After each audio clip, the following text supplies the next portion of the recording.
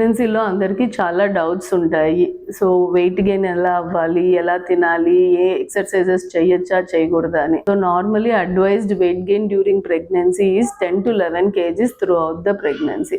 ఒకవేళ obesity BMI more than 35 ఉంటే 5 to 7 kgs weight gain is sufficient in through out 9 months of pregnancy.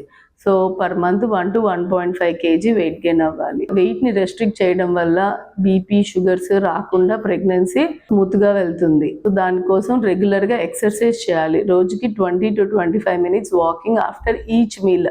So breakfast తర్వాత ఒక 20 minutes, lunch తర్వాత 20 minutes, dinner తర్వాత 20 minutes ఇలా walking చేస్తే వెయిట్ గెయిన్ అవ్వకుండా ఉంటారు.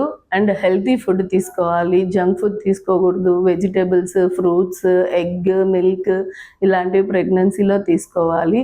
ఓవర్గా వెయిట్ గెయిన్ అవ్వకూడదు. And no role of any bed rest in pregnancy. రెగ్యులర్గా వాకింగ్ చేయొచ్చు, అన్ని రకాల ఫ్రూట్స్ తినచ్చు, నో రెస్ట్రిక్షన్ ఇన్ డైట్. లో కాంప్లికేషన్గా మనకి ప్రెగ్నెన్సీ వెళ్ళాలి అంటే weight gain and exercise is important. And 8th month తర్వాత అంటే 32 weeks తర్వాత squats, butterfly exercises, duck walking ఇలా చేయడం వల్ల వాళ్ళకి నార్మల్ డెలివరీ ఛాన్సెస్ కూడా బాగా పెరుగుతాయి.